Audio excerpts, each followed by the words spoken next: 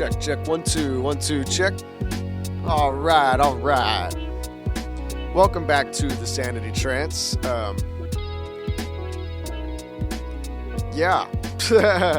We're over here, another episode.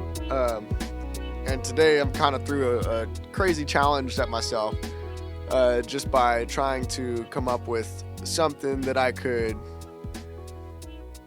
speak against and have it conceptually kind of mean the same thing and also be about the same amount of time and all that. So, I don't know. We'll see how this goes. But yeah, this is kind of a longer expression here. So I figured I'd talk about non-dualism, otherwise known as existential monism. And it's one of my very favorite, if not my absolute favorite, ideas / philosophical truths, because it's yin and yang, but instead of going the route of like the Tao about it, it's the full circle that's encompassing yin and yang and encompassing the circles within the yin and the yang and encompassing those circles. It just never ends. But the idea is you're home there, and you're whatever that means. It's like the place you're coming from is eternal. It is unending, and it's just something we get to kind of wake up into different expressions of, because this thing has so many different ways it can blossom out. It just feels like the ultimate stem cell of a sort, but at the core of creativity. Like, I'm not sure. Some people take this really far and they say this is the end all to religions and stuff, but I'm not going to go into worldviews and trying to change beliefs about things. But if you keep this idea on your tool belt alongside Buddhism, alongside, Christianity or whatever your other maybe even atheism if you're coming from the agnostic side of things, all those things, they're all different expressions of worldviews, which are different expressions of priorities. And that's what we all have in common, is the way we're prioritizing things. And so where that's coming from is a very natural type of authenticity. Like, we're just here trying to continue existing, and as we get older we find things that make more sense versus things that make less sense, and as we get closer to a common sense, we kind of find our way back home without being home, per se, because I don't know where we're going on the reincarnation level or whatever, but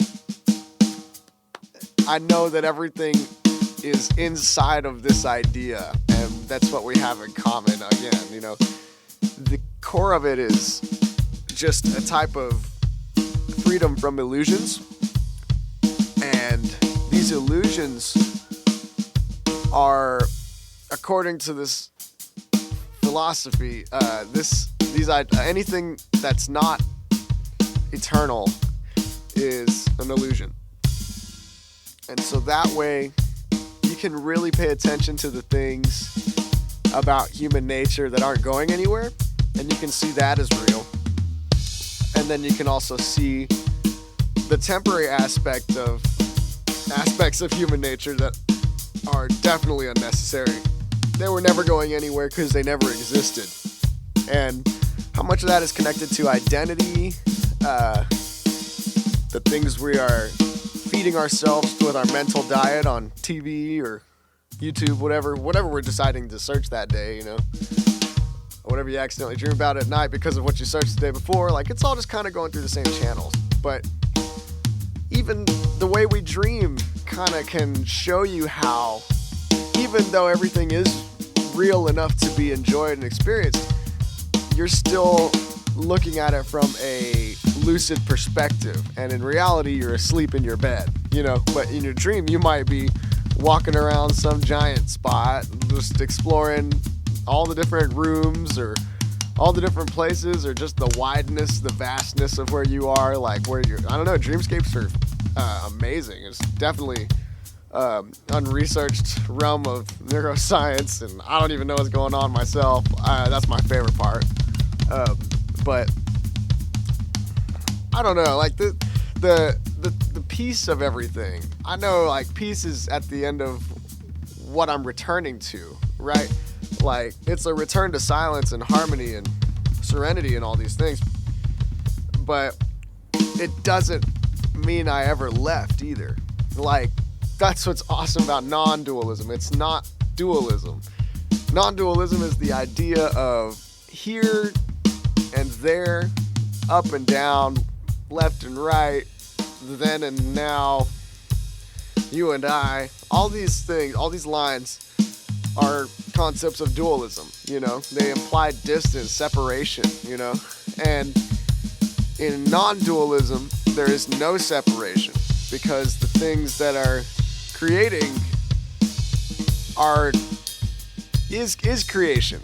Like, if you just remember, we are a giant body of creativity. You could consider yourself a cell or a cog in the giant machine, and there's nothing wrong with it. You should be honored to be part of such a crazy ride.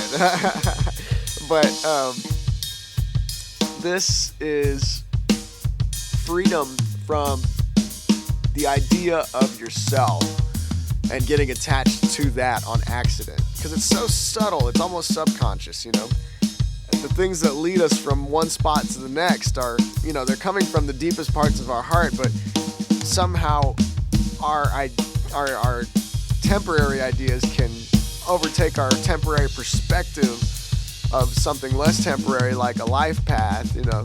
And it's hard to say things are any more or less real, you know, one illusion for another. It's like the weight is the same, you know, but some matter more in the moment. And that's where, you know, it's kind of a paradox. You get to play with reality just like reality plays with you, you know, but it's an instrument. You're the instrument. And I mean, I've never seen a guitar play itself, right? I see somebody play the guitar, and that somebody, when they're really in flow, they don't really think they're thinking, you know? It's like something else is playing them. And that's what harmony is supposed to feel like. You know, when you are where you belong, and when it's easy to say what you have to say, when it feels right, when it feels effortless, you know, when you feel like yourself, that is returning home. That is being home. And all the extra outer harmonies that are possible because your mind is home can only happen if your mind is home, because when you find yourself at peace wherever you are, you can operate from a place of clarity that will give much more efficient harmony wherever you see fit. And even, you know, those ideas, once they leave you, they grow legs and they leave, and then next thing you know, a total stranger may be coming up to you telling you something you told someone else, you know, and having no idea. So, all that aside, just understand that however different of a place we come from, whatever kind of song's going on, it's all music.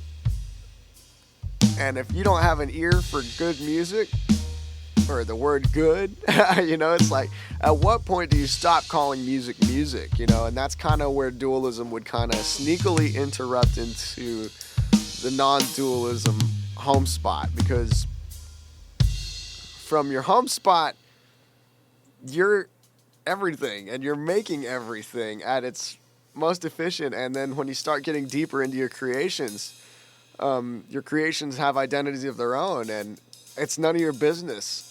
You shouldn't care to know what your inventions know or believe, or you know, it's none of your business. Those legs are theirs, and they're walking the path, and you've done your job there. If that's even what you want to call it. It feels effortless to me, but it's only because I'm looking at it for what it is. I can't unsee this kind of stuff, and that's what I love about non-dualism, is once you kind of understand where you're actually coming from and what we all have in common, you can't You know, it's you just see the metaphor in all sorts of different walks of life, and everything returning to dust and coming from dust, all these fun little things.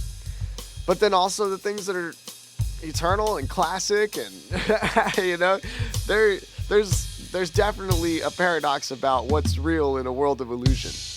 But that, and because of that, you know, it makes whatever you think matters to you materialize. And so when you're coming from a place of here and now and this and that, you know, don't get lost in the sauce and think that's who you are. The person making the creation is who you are. You're the chef above the pottery and all the cookware and the steaming water, whatever, boiling stuff. You're that. You're not the ingredients, you know? And the more you get caught up in thinking about how much you love lemon pepper, like the more you're gonna just kind of fall out of balance with it, because you've identified so much with how much lemon pepper is better than this other kind of thing, or worse than, or more colorful than, or farther from, or fresher than. All of these implying dualism and separation. We're just trying to make some chicken, all right? I don't know. I feel like I've said what needs to be said about this, and yet I still have a little ways to go. So I'm just gonna kind of let it find its way. But it's one of my favorite ideas because I use it so hard. Like, I know what actually matters based on what actually sticks. And I've gotten to make so many things. I've gotten to be a part of so many collaborative projects that I've watched all sorts of things go to waste in the form of emotion and energy. Because you'll get so caught up worrying about this one file that got deleted, or that one take that was the perfect one, or I mean, all that stuff. You watch people have meltdowns, and it just depends on how hard you want to work, right? And if you are just going for the name of efficiency, non-dualism is one of your best friends, because you can totally see, well, my identity doesn't even, it isn't even here, so maybe I can think of a different way, right? And you can immediately escape the thought path you were on, because each thought path you have is a trance. Each emotion.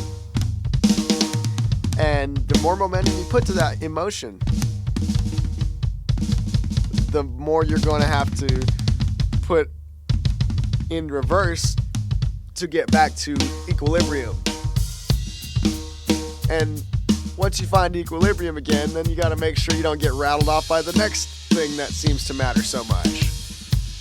It's like, as real as this world is, I get to re-paradox my paradox and take it from being illusion to reality back to illusion. I found what I needed from this cave of ideas. I have the ones that are with me and I'm using them. So there's no reason to stay, you know? It's like, I got it, I'm out. Otherwise, I'm just going to keep on rambling about anything. We could talk about, like, shoes all of a sudden. And yet, because of non-dualism, shoes would be able to find their way back to creativity, you know, just being on, like, the whole process of making shoes and all the emotions that go into that, and the accounting to make it work and spread it out, and the marketing is like, every bit of that execution is the creation, you know? So non-dualism really helps me understand who I am, who I'm not, and who I'm talking to, and who I'm talking to. And actually, even if the person doesn't understand who they actually are yet, and they act a completely different way, you can still tell, because it's an older, more mature perspective to be able to know that we're all going to go home at the end of the day, just because everybody gets tired and you go to sleep when you're tired. The end, you know? It's just, you know, insert different metaphor, maybe retire or die, or just go night-night, you know, whatever you want to think of. But we just have so much in common in this experience that, like, I have a hard time, much in the same as saying, you know, art isn't music. that I'm not you. You know, it's like, of course we live two different lives. We have to occupy space, but like, man, we're still electricity together at the core. You know, it's the life and times of electricity on a whirlwind adventure. But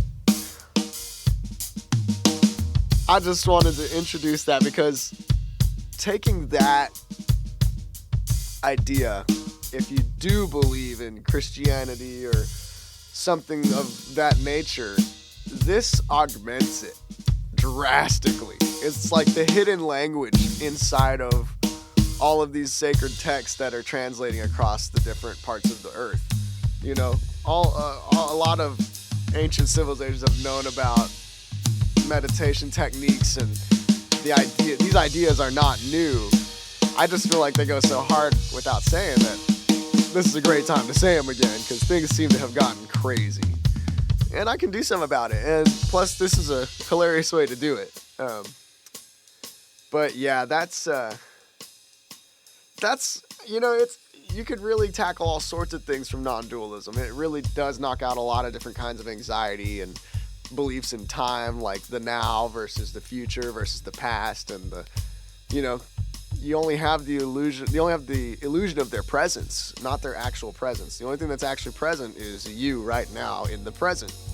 So be sure to appreciate the gift you've given yourself by noticing with your perception where you are right now. How good it feels to be in your skin, in your clothes, in your atmospheric pressure, and the temperature of the air you breathe. Anyway, I made it. All right, much love, y'all. One love. All right, peace.